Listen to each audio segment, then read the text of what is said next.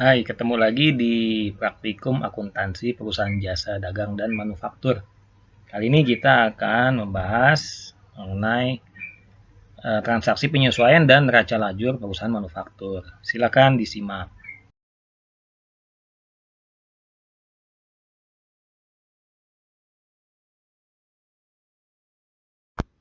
Transaksi penyesuaian atau yang biasa disebut dengan adjusting entries. Dalam sistem akuntansi atau accounting cycles, transaksi penyesuaian disebut adjusting entries. Apa itu adjusting entries? Adjusting entries yaitu jurnal yang dibuat pada akhir periode saat perusahaan menyiapkan laporan keuangan. Jadi, adjusting entries itu adalah salah satu tahapan di accounting cycle yang kita lakukan sesudah kita membuat trial balance.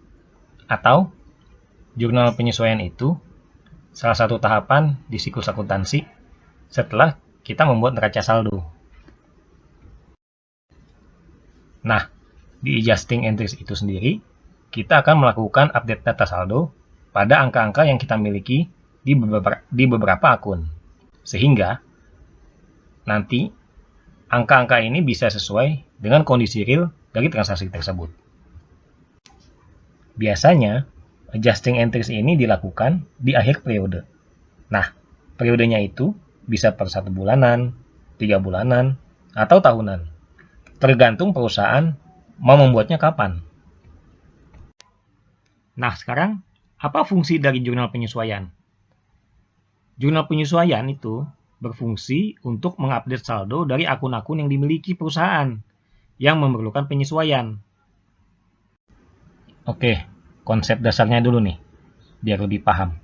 Kenapa harus di-adjust? Kenapa harus diupdate terlebih dahulu saldo-saldo tersebut? Salah satu dasar akuntansi adalah pengakuan beban dan pendapatan. Segala sesuatu yang sudah dipakai atau digunakan bisa diakui sebagai beban atau expense. Contoh, pabrik pembuatan ayam, fried chicken. Seumpama saja Kentucky Fried Chicken. Kan yang dianggap sebagai beban kalau mereka sudah menggunakan bahan-bahan yang sudah dipakai. Baru dianggap sebagai beban. Kalau belum dipakai, otomatis belum bisa diakui sebagai beban atau expense. Kayak ayam goreng. Digoreng pakai minyak. Nah, minyak itu baru dianggap sebagai beban kalau sudah dipakai. Nah, untuk menghitungnya, kan dihitung di akhir periode. Apa iya mau diukur terus setiap hari dipakai? Kan nggak mungkin ya. Apa iya satpam disuruh ikut-ikutan cuma untuk memantau minyak? Sekarang timbul pertanyaan, kenapa perlu penyesuaian? Kita perlu penyesuaian atau adjustment karena akuntansi kita mengenal prinsip accrual basis. Apa itu accrual basis? Accrual basis adalah pengakuan atas pendapatan dan beban harus dilakukan saat terjadinya.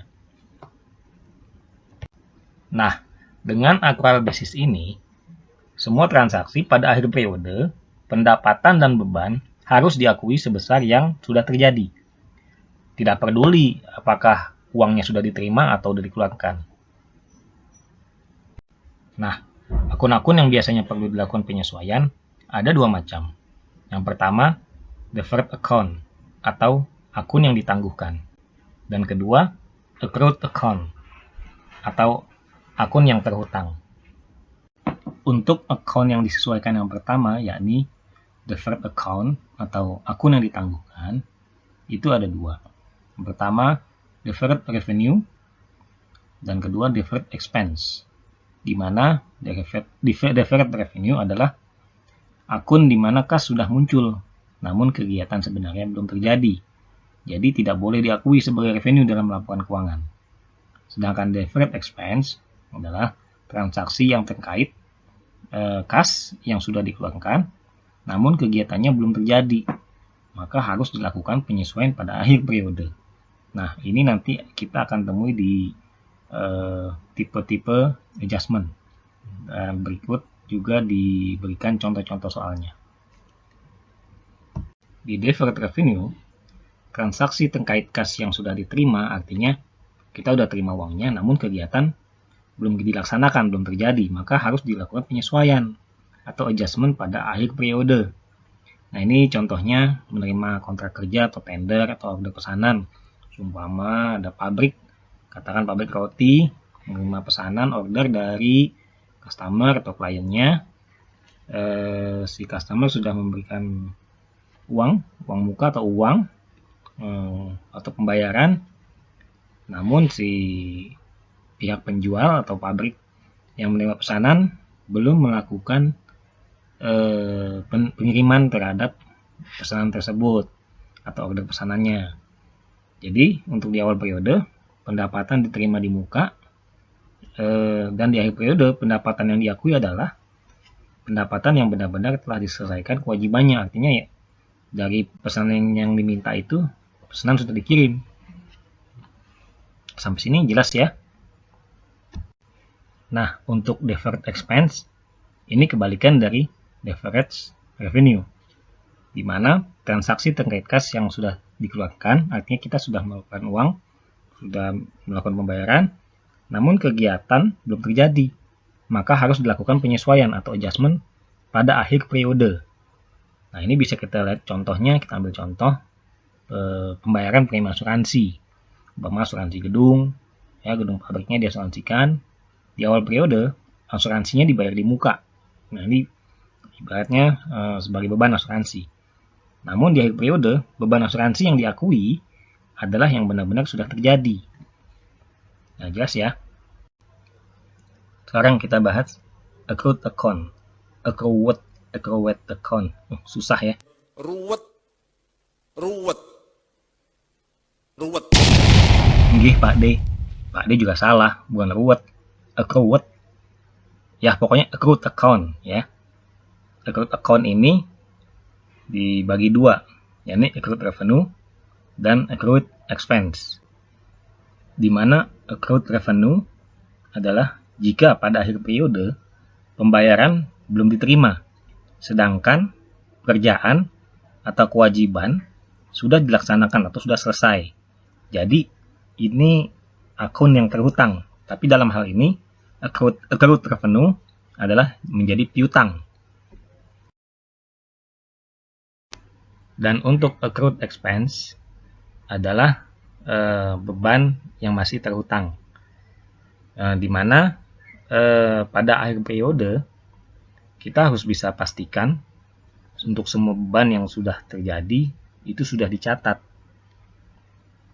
Karena biasanya perusahaan itu ada kalanya saat di akhir periode itu jika ada beban yang terhutang itu lupa dicatat. Contohnya seperti pemakaian listrik. Itu kan karena beban pemakaian listrik sudah digunakan, sedangkan itu belum dibayarkan. Karena biasanya pembayaran itu sudah dilakukan saat sudah di bulan berikutnya. Nah, ini seringkali terlewat. Nah, jadi secara umum biasanya pada jurnal penyesuaian itu akan melibatkan satu akun pada income statement dan satu akun yang mempengaruhi balance sheet atau financial position. Jelas ya? Ya, kita lanjut. Sebelum kita melangkah lebih lanjut ke tipe-tipe adjustment, apa-apa saja yang di-adjust, apa-apa saja yang dilakukan penyesuaian, kita akan bahas terlebih dahulu mengenai supplies dan equipment. Karena supplies dan equipment ini nantilah merupakan salah satu akun yang akan di-adjust, yang dilakukan penyesuaian. Nah, apa itu supplies, apa itu equipment? Nah, silakan disimak lebih lanjut. Nah, dalam bahasa Inggris, merujuk pada kata supplies, itu artinya perlengkapan, sedangkan untuk equipment itu peralatan. Nah, berdasarkan penerjemahan tersebut, jelas sudah bahwa keduanya memiliki perbedaan. Untuk lebih memahami perbedaan ini, berikut kita akan bahas pengertian dan perbedaan dari perlengkapan dan peralatan dilihat dari sisi ilmu akuntansi. Supplies atau perlengkapan dalam dunia akuntansi merupakan barang-barang yang dimiliki perusahaan yang bersifat habis pakai atau bisa dipakai berulang kali, dan biasanya itu umurnya pendek. Nah, barang-barang yang tergolong supplies ini bentuknya relatif kecil, dan tujuan keberadaannya untuk melengkapi kebutuhan bisnis perusahaan, bukan pendukung utama jalannya kegiatan perusahaan. Nah, supplies ini seperti ATK, alat tulis kantor, staples, kertas, ya, itu supplies, perlengkapan. Nah, meskipun tampak kecil, tetapi supplies bisa memakan biaya besar, terkhusus bagi perusahaan-perusahaan yang besar. Sebagai contoh, ATK di perusahaan besar, di pabrik besar itu sangat banyak dibutuhkan, ya, seperti kertas, alat tulis tinta, spidol, ya, karena jumlah karyawannya atau jumlah yang dibutuhkannya banyak, otomatis suppliesnya juga besar nilainya. Equipment atau peralatan, dalam akuntansi istilah peralatan atau equipment ini merujuk pada barang-barang atau tempat yang digunakan perusahaan untuk mendukung jalannya pekerjaan. Peralatan itu sendiri pada umumnya berumur lebih lama alias tahan lama jika dibandingkan perlengkapan. Sebagai contoh, mesin-mesin itu kan termasuk equipment, peralatan, karena biasanya mesin itu umurnya lama, mesin produksi, ya, mesin produksi di manufaktur. Beda dengan perlengkapan. Kalau perlengkapan biasanya habis pakai atau umurnya pendek. Dari penjelasan mengenai supplies dan equipment tadi, jelas sudah ya perbedaannya. Jadi bisa kita simpulkan ciri-ciri dari perlengkapan. Ya, ini adalah termasuk barang yang habis pakai, umurnya pendek, tidak bisa dijual kembali. Ya, masa pemakainya karena umurnya pendek biasanya kurang dari setahun.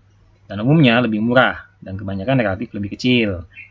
Kemudian bisa dipakai tanpa menggunakan listrik, kayak staples, tinta, stapler, gunting, cutter. Dan tujuan keberadaannya adalah sebagai pelengkap, bukan pendukung kegiatan usaha atau kegiatan utama.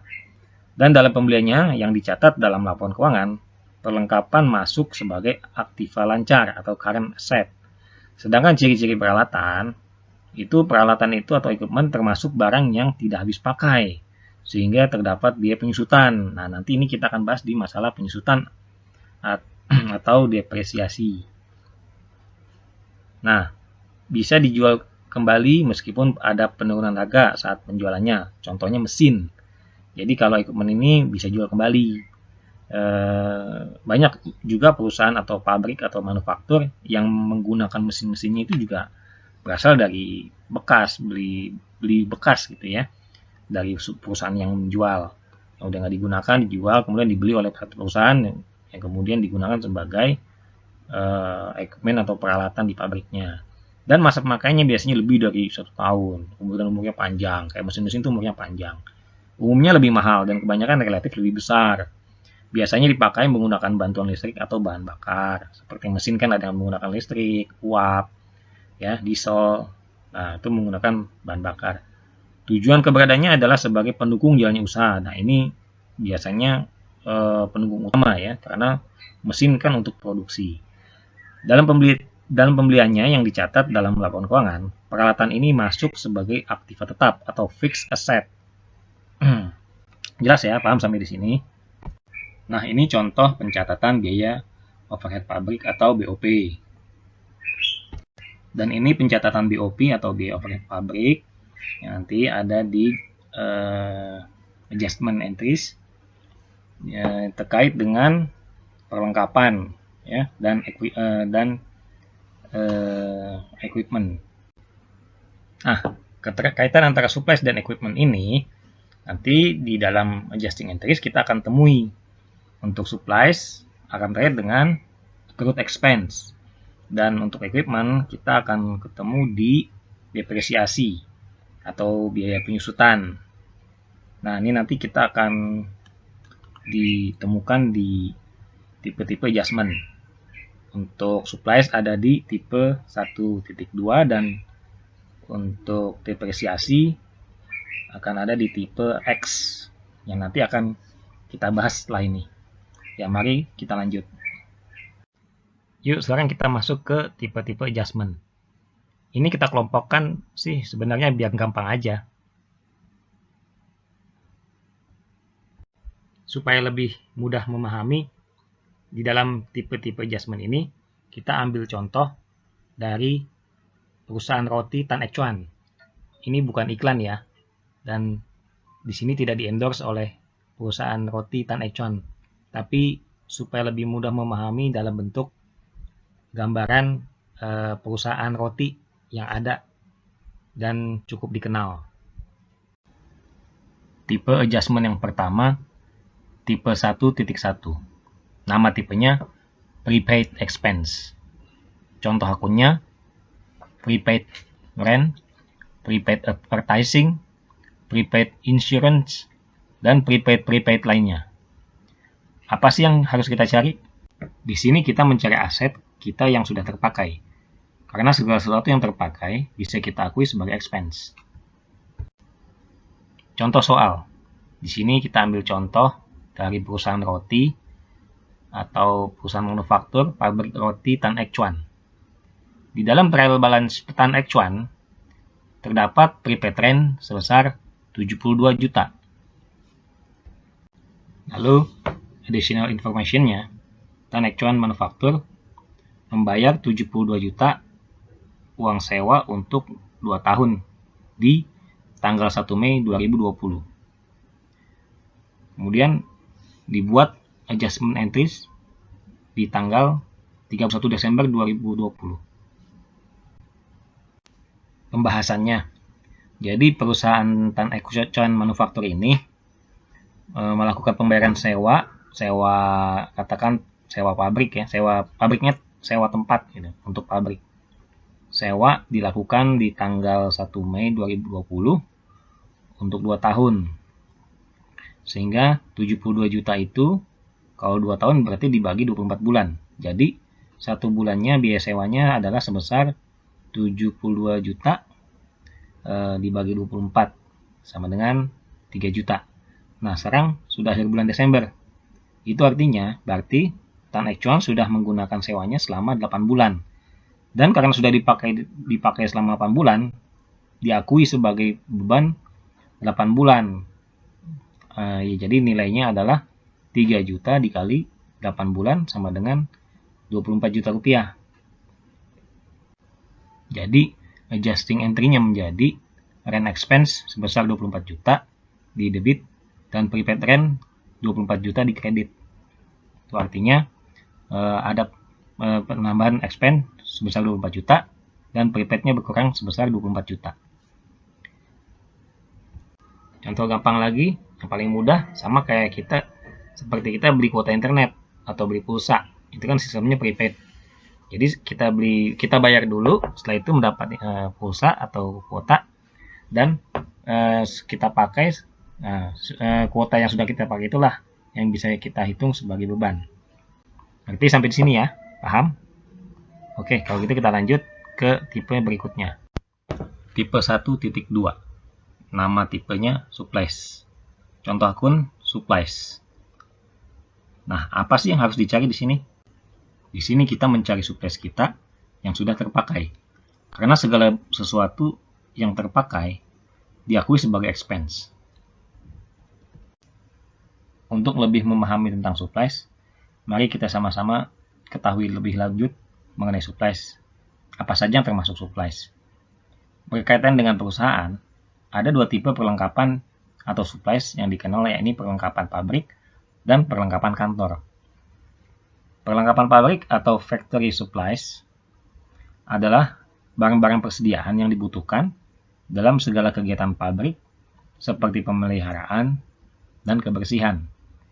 Barang-barang yang tergolong perlengkapan pabrik ini harus dicatat pemakaiannya dan biasanya dihitung secara fisik karena masuk sebagai aset perusahaan. Namun ada juga perusahaan yang memasukkan pemakaian perlengkapan atau supplies sebagai biaya overhead pabrik atau BOP. Yang artinya, biaya yang dialokasikan dalam harga pokok penjualan tiap unit produksi. Nah, yang kedua, yang termasuk supplies, adalah perlengkapan kantor atau disebut office supplies. Seperti persediaan peralatan perlengkapan kantor. Ya, artinya barang-barang persediaan yang dibutuhkan dalam operasional kantor seperti alat tulis atau yang biasa kita sebut ATK. Alat tulis kantor. Pada perusahaan besar, penggunaan perlengkapan ini harus dicatat dengan benar karena mencerminkan posisi nilai akuntansi. Perhitungannya bisa dengan metode aktual, yaitu menjumlahkan nilai saldo awal ditambah nilai pembelian lalu dikurangi dengan sisa stok yang ada. Nah, sisa stok yang dimasukkan sendiri harus sudah melalui stok opnam untuk mengetahui sisa stok yang terupdate. Contoh soalnya, di sini ada pabrik makanan, pabrik roti, seperti yang sudah diperlihatkan di awal tadi. Kita ambil contoh pabrik roti Tan Ek Chuan. Di trial balance-nya, Tan Ek Chuan dia bilang punya supply sebesar 4 juta. Additional information-nya adalah Tan Ek Chuan dia menghitung supply di akhir tahun sebesar 1.200.000.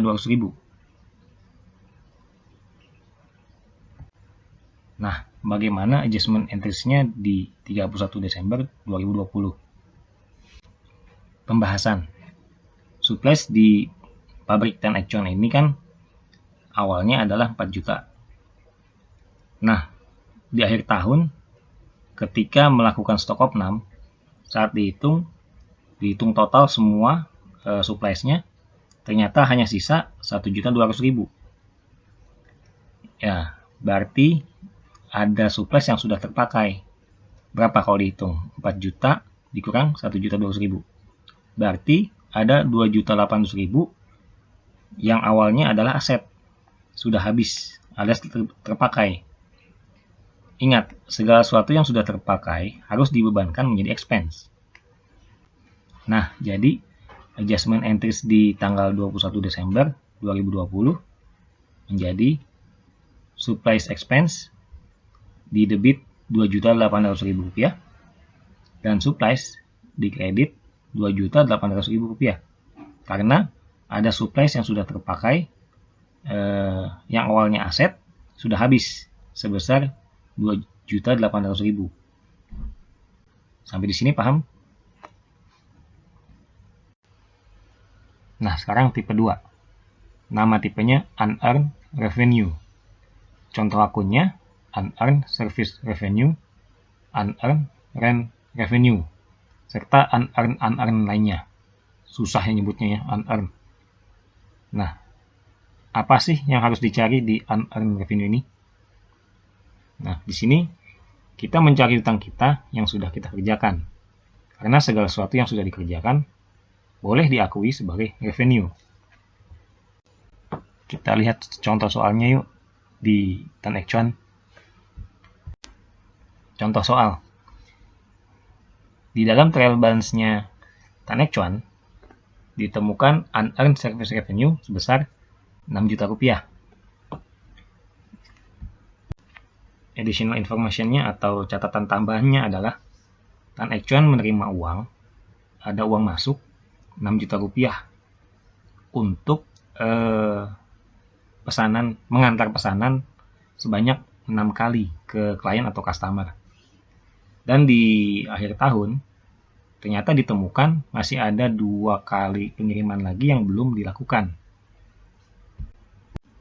Maksudnya begini, diumpamakan Tan Ek Chuan menerima order pesanan roti dari suatu company atau klien, customer, mungkin perusahaan yang mana perusahaan tersebut mau mengadakan meeting, rapat setiap 1 bulan sekali.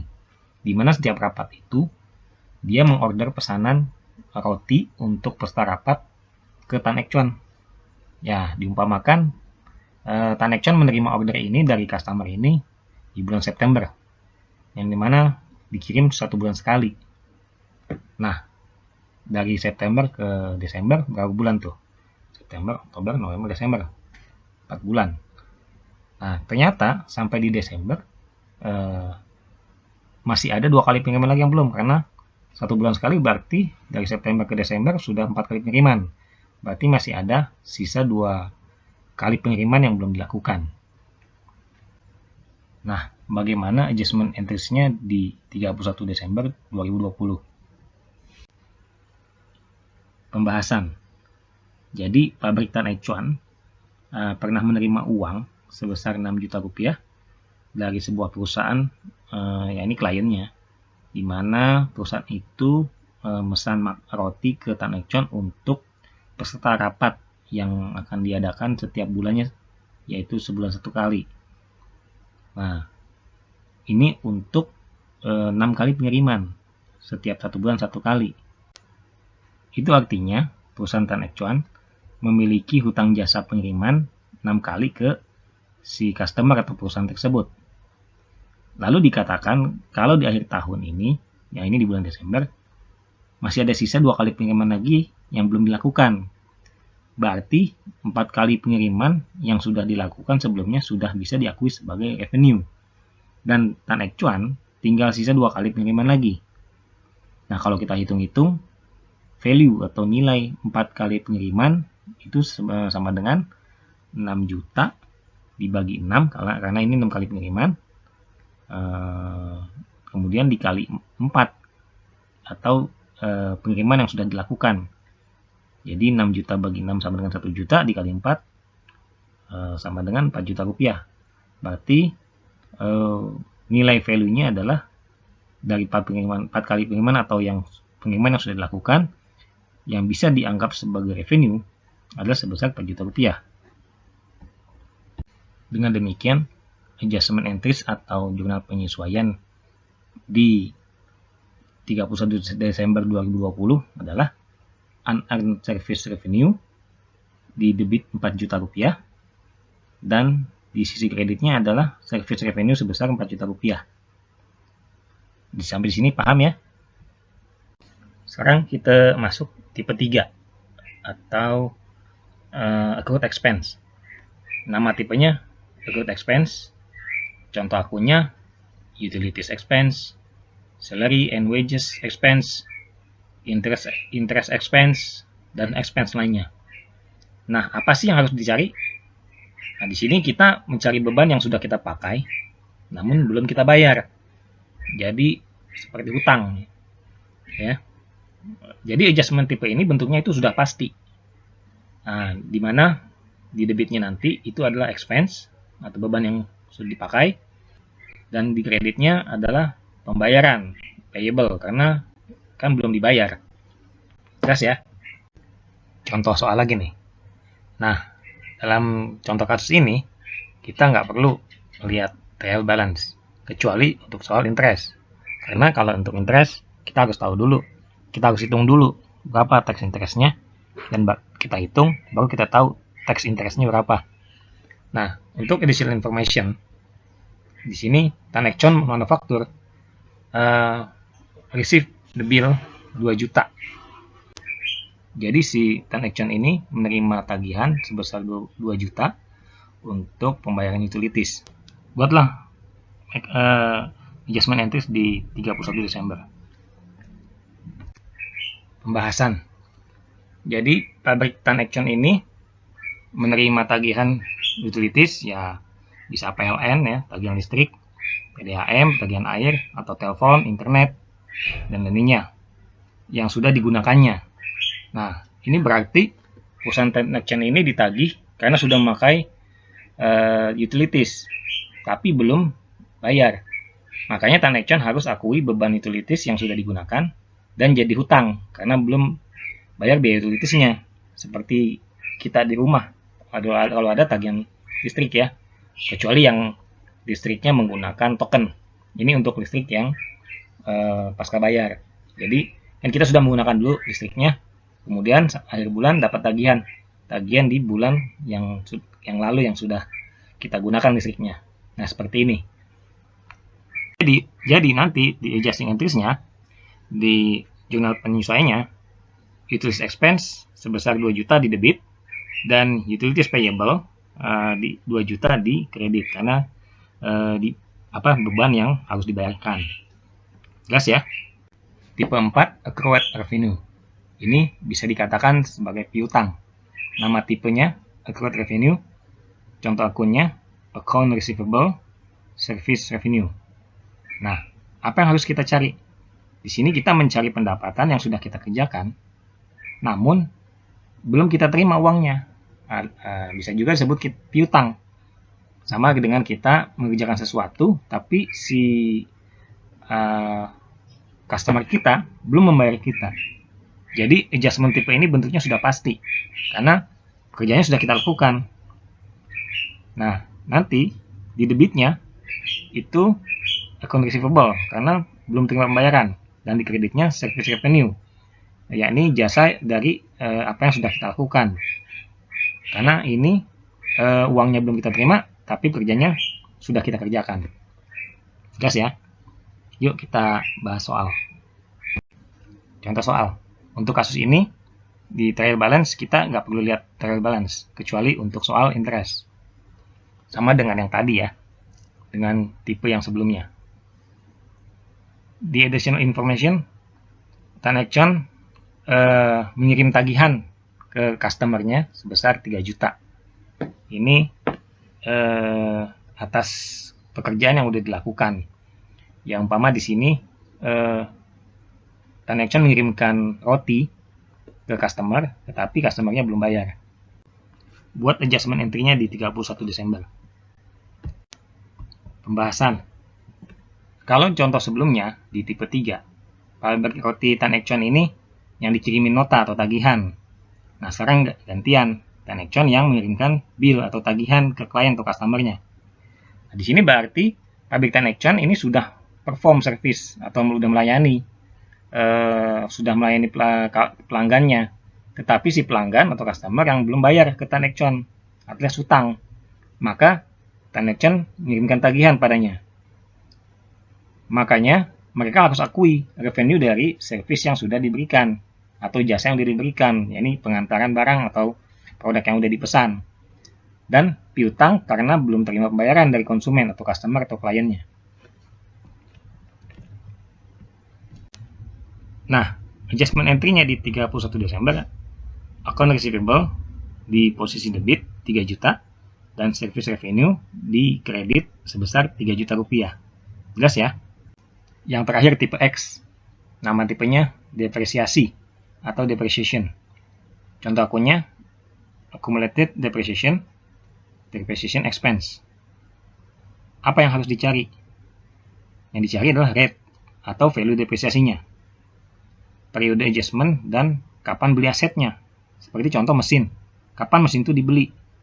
Nah, sejak dibeli itulah mulai dihitung waktu penyusutan sampai akhir periode yang sudah ditetapkan. Nah, adjustment tipe ini bentuknya sudah pasti mutlak. Dan nantinya adjustment entry-nya di debit itu depreciation expense, dan kredit accumulated depreciation, strip nama asetnya. Jelas ya? Untuk yang tipe ini adalah yang paling gampang, karena kita tinggal lihat saja additional information-nya ada di mana. Nah, terkait dengan depresiasi ini, yang erat kaitannya adalah equipment, peralatan. Sebagai contoh mesin tadi yang dikatakan di contoh soal. Nah, berkaitan dengan perusahaan, peralatan itu dibagi menjadi 2 jenis, yaitu peralatan besar dan peralatan kecil. Di mana peralatan besar itu artinya adalah peralatan yang merupakan aset atau aktiva perusahaan yang mungkin saja dijual kembali, atau bisa saja menghasilkan pendapatan. Peralatan ini akan masuk ke saldo aktiva tetap saat pembeliannya, yang artinya perlu penyusutan. Contoh dari peralatan besar adalah kendaraan, gedung, komputer, mesin-mesin, dan sebagainya. Nah, itulah peralatan besar. Nah, yang kedua, yang terkait dengan peralatan di perusahaan adalah peralatan kecil, yang artinya barang-barang yang memenuhi kriteria sebagai peralatan, namun berupa materi-material yang kecil-kecil, yang perannya sebagai pelanggar pekerjaan, sebagai pembantu lah istilahnya. Contohnya dari peralatan kecil adalah gunting, ya, stapler, obeng, kotak penyimpanan, perlengkapan, alat perbengkelan, ya, dan sebagainya. Sama seperti peralatan besar, saat pembelian, maka peralatan kecil juga masuk dalam aktiva tetap, yang artinya harus disusutkan. Nah, sampai sini jelas ya. Yang terkait dengan tipe X tadi, ya, terkait dengan penyusutan, yaitu peralatan atau equipment. Nah, sampai di sini cukup sudah. Kita akan lanjut ke materi selanjutnya, yakni neraca lajur perusahaan manufaktur. Neraca lajur perusahaan manufaktur. Untuk materi neraca lajur ini akan diberikan pengertian fungsi dan cara membuat neraca lajur. Sebenarnya untuk neraca lajur ini tidaklah sulit, karena kan hanya tinggal memindahkan angka-angka yang ada di setiap akun, ya. Karena dalam siklus akuntansi atau accounting cycles, neraca lajur ini kan di tahap terakhir, jadi hanya tinggal menjumlahkan dan mengurangkan debit dan kreditnya yang dari mulai neraca saldo di adjustment dengan jurnal penyesuaian. Nah, kemudian lanjut ke neraca sampai ke neraca lajur. Dan ini kan nanti akan diketahui apakah perusahaan ini mengalami keuntungan atau kerugian. Dilihat dari hasil neraca di jumlah total akhirnya. Jadi silakan dibaca mengenai pengertian, fungsinya, dan cara membuat neraca lajur serta contoh-contoh yang diberikan di slide-slide ini. Silakan dipelajari.